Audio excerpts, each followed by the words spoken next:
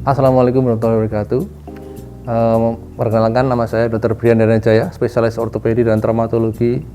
Saya berdinas di Rumah Sakit Umum Daerah Ngudi Waluyo Welingi.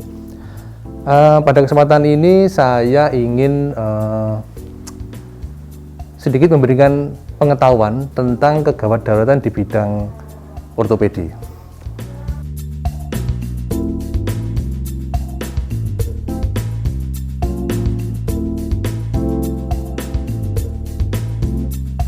Yaitu pertama open fracture atau kita sebut patah tulang terbuka.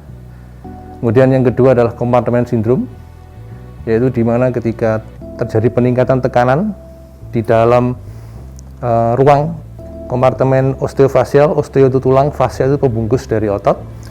Kemudian yang ketiga dislokasi, yang keempat ada septic arthritis.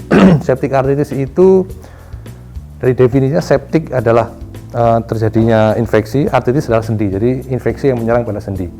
Kenapa menjadi gawat? Karena hal ini dapat menimbulkan kerusakan permanen pada sendi. Kemudian di antara hal-hal yang saya sebutkan tadi, yang paling sering terjadi dan sering masyarakat jumpai adalah open fracture atau patah tulang terbuka. Berdasarkan statistik, dari 100.000 orang terdapat kurang lebih 30-40 orang yang mengalami patah tulang terbuka. Dan paling sering penyebab utamanya adalah kecelakaan motor, di mana patah tulang itu sering terjadi pada tungkai bawah. Kenapa? Karena di tungkai bawah itu tulang hanya dibungkus oleh kulit yang tipis, sehingga bila terjadi patah seringkali terjadi interaksi antara tulang dengan lingkungan luar. Kemudian bagaimana untuk pembagian dari klasifikasi dari patah tulang terbuka? Berdasarkan Gustilo Anderson dibagi menjadi 3, yaitu patah tulang terbuka derajat 1, 2, dan 3. Dibagi berdasarkan keparahan atau luka dari patah tulang tersebut. Kemudian yang penting lagi, bagaimana kita menangani kasus patah tulang terbuka seandainya kita sebagai masyarakat itu menemuinya di jalan. Kita sebagai masyarakat umum bila menjumpai hal-hal tersebut, yang pertama kita pastikan lingkungan atau area yang terjadi di tempat kejadian aman. Aman dalam artian seandainya ada kecelakaan mobil atau kecelakaan motor, itu tidak ada tumpahan bensin atau mungkin kejadian berada di tengah jalan raya, sehingga kita harus pastikan dulu lalu lintasnya sudah sepi, kemudian tidak ada mungkin percikan-percikan api yang dapat menimbulkan kejadian berikutnya. Kemudian yang kedua, kita hampiri korban. Kalau korbannya sadar, kita tanyakan apakah dia memerlukan bantuan. Kadang dia hanya bila misalnya kita tolong rame-rame, malah orang tersebut akan semakin ketakutan, sehingga dia akan malah bergerak, sehingga malah mungkin menimbulkan cedera yang lebih lanjut.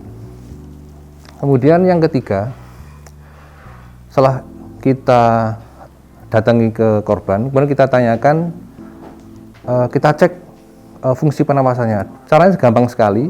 Kita bisa menanyakan kondisinya. Apabila dia bisa menjawab dengan baik, artinya pernapasannya baik. Bila tidak, bila Anda memiliki pengetahuan tentang basic pertolongan atau CPR, bisa Anda lakukan. Bila tidak, segera hubungi petugas layanan kesehatan atau ambulan dan sampaikan bahwa pasiennya kesulitan bernapas atau tidak bernapas. Kemudian, apabila Anda menemui adanya luka ataupun jejas pada korban, seandainya luka, ambil saja perban atau kain untuk membebat di daerah lukanya. Kemudian apabila kita curiga ada masalah pada tulangnya sehingga tampak bengkok atau tampak lunglai, kita dapat berikan bidai. Idealnya memang kita gunakan bidai dari bahan kayu atau yang keras, tapi bila tidak ada kita bisa gunakan yang ada di sekitar kita. Yang paling gampang biasanya kita bisa gunakan kardus. Yang penting prinsipnya bidai adalah dia melindungi dua sendi. Misalnya lukanya di tungkai bawah, minimal bidai kita antara lutut sampai mata kaki. Selanjutnya, apabila kita sudah memastikan bahwa korban sudah dalam posisi yang aman, kita dapat menghubungi layanan gawat daruratan di Rumah Sakit Umum Budi Waluyo. Kemudian penanganan yang akan dilakukan di rumah sakit itu yang pertama kita selalu lakukan basic dari ATLS, yaitu Advanced Trauma Life Support.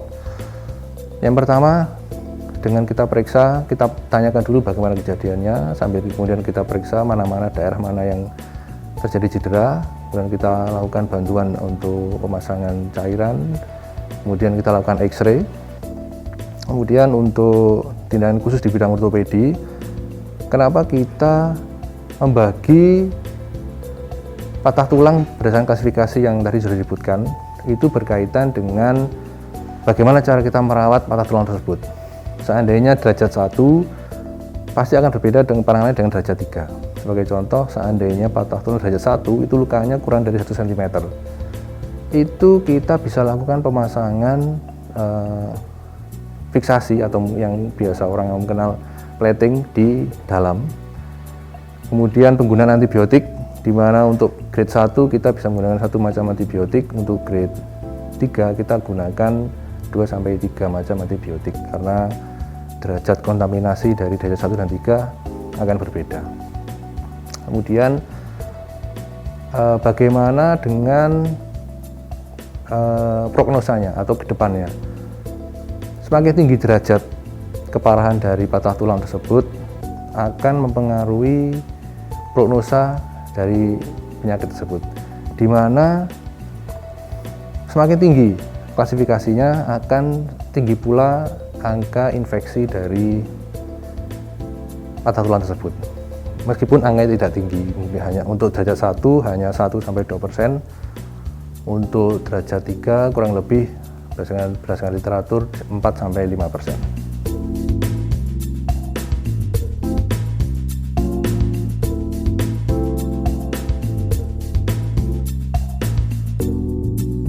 Karena setidak-tidaknya seandainya terjadi masalah di tulang, kita lakukan X-ray sehingga kita bisa melihat dengan betul kerusakan yang terjadi, misalnya dari patah tulang kah atau terjadi dislokasi.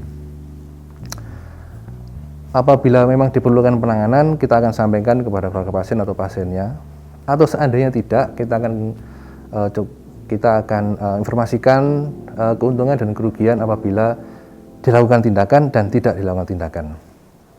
Karena yang sering terjadi, pasien mengalami kejadian misalnya jatuh di sawah atau jatuh dari tangga, baru datang ke rumah sakit itu 2 minggu atau bahkan hingga 2 bulan kemudian.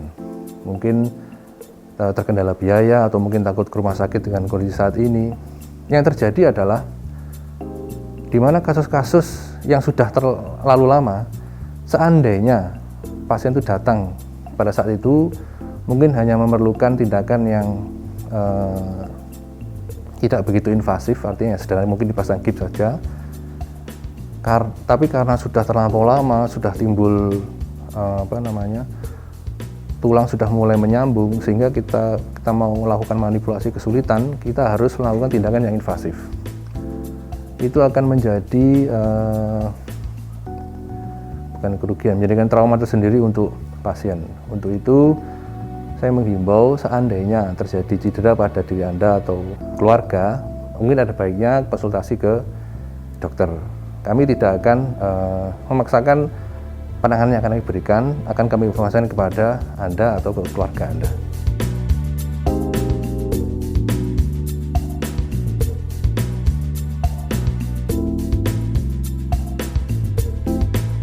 Untuk masyarakat Blitar Raya dan sekitarnya, seandainya memerlukan konsultasi di bidang ortopedi, dapat langsung datang saja ke Poli Rumah Sakit Ortopedi Rumah Sakit Umum Daerah Budi Waluyo Wlingi.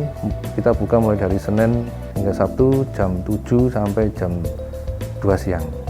RSUD Ngudi Waluyo melayani sepenuh hati. Terima kasih. Wassalamualaikum warahmatullahi wabarakatuh.